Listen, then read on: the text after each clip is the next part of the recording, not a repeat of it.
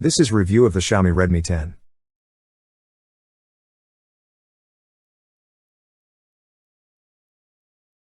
Xiaomi Redmi 10 has a good design and screen, but it's let down by a bad camera and sluggish performance.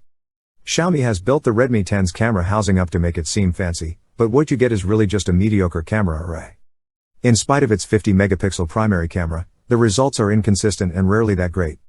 The real standouts are the stereo speakers even if sound quality isn't that great, solid battery life, and a decent screen.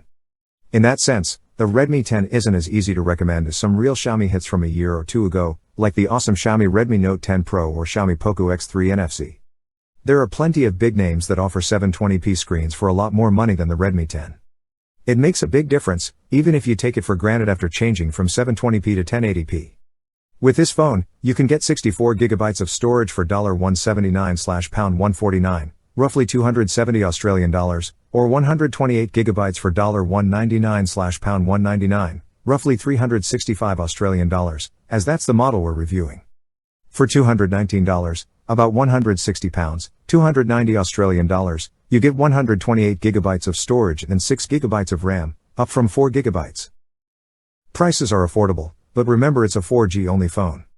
At least not yet. 5G is already in similar priced phones. Redmi's design is a great example of faking it. It's something we've discussed before. There are a lot of cheap phones dressed up to look like metal and glass. Redmi 10's cheekbones are painted on. You'd believe us if you showed us the phone's back and said it cost $450. There's nothing better than a phone that makes your friends think you spent more than you did. Just make sure you're not fooled when you buy a Redmi 10. Design has some less deceptive parts. There is a punch hole on the Redmi 10 instead of the teardrop notch on the Redmi 9. There's a fingerprint scanner on the side for secure unlocking, and while it takes a little while to work, it's still a reliable pad. There's also an IR blaster on the Xiaomi Redmi 10, which you just don't see on many Chinese phones these days.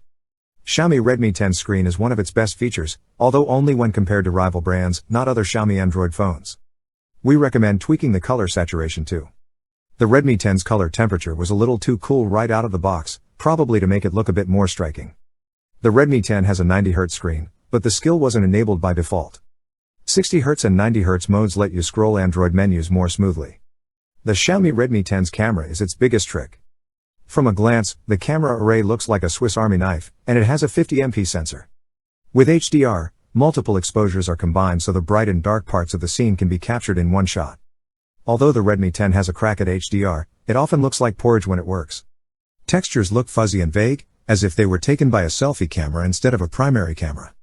A phone at this level shouldn't have advanced video features like stabilized 4K and 120fps slow motion, but the Redmi 10 only captures 1080p and 30 frames per second. It can't even handle electronic/software stabilization at this low rate. Gradients in the sky often look unrealistic, as do clipped highlights in clouds. There's nothing special about Redmi 10's image signal processor, ISP, which controls the camera. It's typical of lower-end phones to have two filler cameras. You can blur out the background with a 2MP depth sensor in portrait mode. Last but not least is a 2MP macro that takes lousy pictures, like all 2MP macros. There's a 8MP front-facing camera. Redmi 10 isn't the obvious choice if you want a good camera. This phone has a 50MP camera, but lots of 12MP, 13MP, 16MP, and 48MP cameras.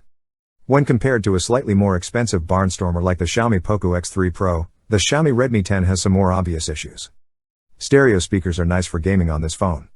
When we fired up Asphalt 9, we weren't very pleased with the output. It barely feels like a stereo array since the bottom speaker is so loud compared to the top one. Like most of its rivals and its slightly larger siblings, the Xiaomi Redmi 10 comes with a 5,000 mAh battery.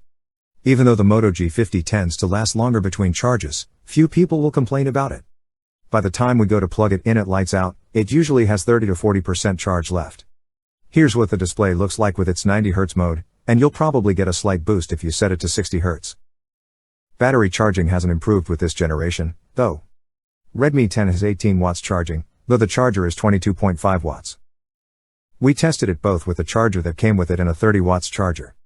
Neither drew more than 18 watts. The Redmi 10 got to 29% charge after 30 minutes of charging. It's nowhere near the 50% in 30 minutes standard.